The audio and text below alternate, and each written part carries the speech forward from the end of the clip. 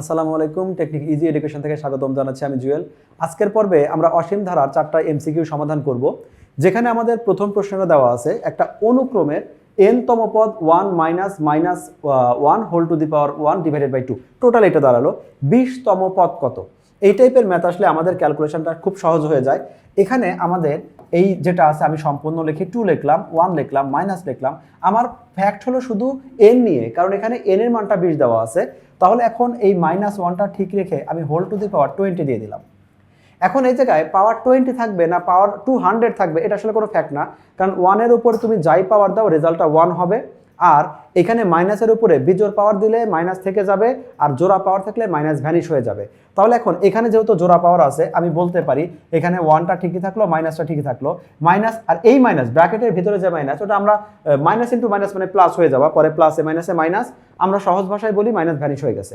কারণ এই জন্য ভ্যানিশ বলি যে যদি জোড়া পাওয়ার থাকে তাহলে এখানে মাইনাস থাকলে মাইনাসই থাকবে, প্লাস থাকলে প্লাসই থাকবে। তাহলে আমাদের মাইনাস থেকে গেল, এখানে থাকলো শুধুমাত্র 1 ডিভাইডেড বাই 2, এখানে 0 ডিভাইডেড বাই 2, আমি জানি 0 ডিভাইডেড যাই থাক রেজাল্টটা হবে 0। আমাদের অপশনটা ক নাম্বারে দেখতে পাচ্ছি 0 আছে, তাহলে এটা হবে আমাদের সঠিক উত্তর। 2 নম্বর প্রশ্নে বলে দেওয়া আছে কোনো একটা অনুক্রমের n তম পদ un সমান, এখানে un সমান সামথিং বলা আছে, আবার un এর সাথে একটা সম্পর্ক ক্রিয়েট করা আছে। এখন এই দুইটা থেকে বললো n এর মানটা কেমন হবে, শুধু n এর মানটা কেমন হবে।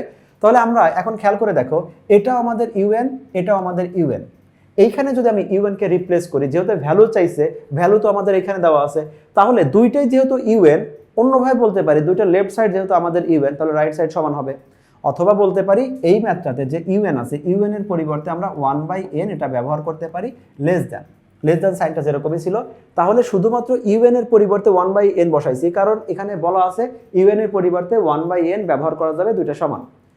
এখানে আছে 10 ইনভার্স 4। আমরা জানি সূচকের নিয়ম অনুসারে কোনো সংখ্যা যদি লব থেকে হর হয়ে যায় বা হর থেকে লব হয়, তখন আমাদের পাওয়ারের চিহ্নটা আমাদের পরিবর্তন হয়। তাহলে আমাদের রেজাল্টটা আসছে 1/n less than 1/10 to the power 4, মানে 10 এর পাওয়ার যেটা নেগেটিভ ছিল সেটা আবার পজিটিভ হয়ে গেল। আমাদের n নিয়ে আলোচনা করতে হবে, 1/n নিয়ে আলোচনা করতে হবে না। তাহলে আমরা এটা ব্যস্তকরণ করি, উল্টা করে দেই। তাহলে n কে যদি ব্যস্তকরণ করি শুধুমাত্র n আসবে, আর এইটাকে যদি ব্যস্তকরণ করি 1/10 টু দি পাওয়ার 4, এটা হবে আমাদের 10 টু দি পাওয়ার 4, অর্থাৎ লবটা হর হয়ে গেল, হরটা লব হয়ে গেল। নিচে আমাদের 1 দিলেও দেওয়া না দেওয়া একই কথা, এটা আসলে কোনো মিনিং বহন করে না, কারণ কোনো একটা পূর্ণ সংখ্যার নিচে আমরা এমনিতেই 1 এটা হর হিসেবে কল্পনা করে নিতে পারি। কিন্তু অসমতার ক্ষেত্রে আমরা জানি 3টা সময় এই অসমতার চিহ্নটা চেঞ্জ হয়। একটা হলো যে আমরা মাইনাস দ্বারা গুণ করলে, ব্যস্তকরণ করলে, আর আমাদের সাইড চেঞ্জ করলে, লেফটকে রাইট, রাইটকে লেফটে যদি নিয়ে যাই। এখানে যেহেতু আমরা ব্যস্তকরণ করেছি, সাইনটা চেঞ্জ হবে, তাহলে n greater than 10 to the power 4, এইটা এক্স্যাক্ট এইটাই ভ্যালু হবে।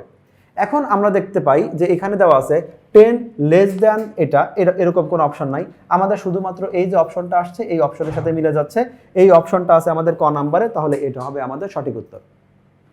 আমাদের এখানে একটা ধারা দেওয়া আছে এবং 3 এবং 4 নাম্বার যে প্রশ্নের সমস্যা সমাধান করব, সেটা এই যে ধারাটা আছে তার উপর আমরা ভিত্তি করে করব।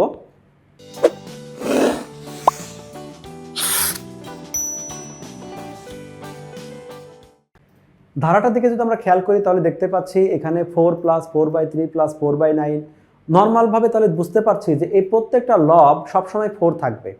আমরা এইখানে শুধু এই টুকরে যদি আলাদাভাবে চিন্তা করি, এখানে আমরা এটাকে লিখতে পারি 4 two the power 4/3 two the power 0 লিখতে পারি, কারণ 3 টু দি পাওয়ার 0 মানে 1। আমি এখানে কোনো সংখ্যার নিচে 1 হওয়ার আকারে চিন্তা করতেই পারি। আর এখানে যেটা 1 আছে, আমি এটাকে এখানে 1 দিলাম। এই 9 যেটা আছে এটাকে আমি 3 স্কোয়ার লিখতে পারি। অর্থাৎ এইটাকে আমি আলাদা করে এখন তোমাকে যদি পাশে দেখাই দিচ্ছি, এই ধারাটাকে কিভাবে মডিফাই করে লেখা যায়।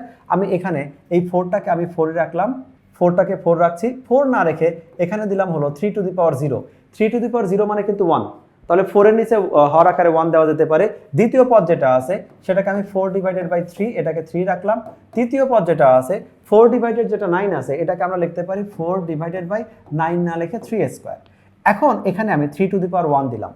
তাহলে আমাদের আগের যে ধারা এখন যে ধারা, দুইটার মিনিং একই থাকলো, শুধু পার্থক্য কি, নতুন একটা মডিফাই, একটা আমাদের সিকোয়েন্স ক্রিয়েট হলো, যে এটা এমন একটা ধারা যেখানে আমাদের লব সবসময় 4 থাকছে, আর আমাদের হর যেটা আছে প্রথমে 3 to the power 0, 3 to the power 1, 3 to the power 2, 2 number পদে 3 পাওয়ার 1, 3 নম্বর পদে 3 পাওয়ার 2, অর্থাৎ আমাদের তম পদ যত হচ্ছে 3 পাওয়ার তার চেয়ে 1 কম থাকবে।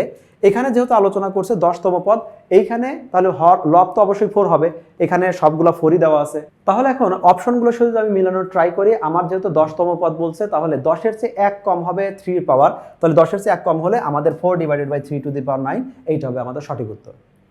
পরবর্তী প্রশ্ন বলল অসীমতক সমষ্টি কত। আমরা এটা ধরে নিচ্ছি অসীমতক সমষ্টি বের করা যাবে।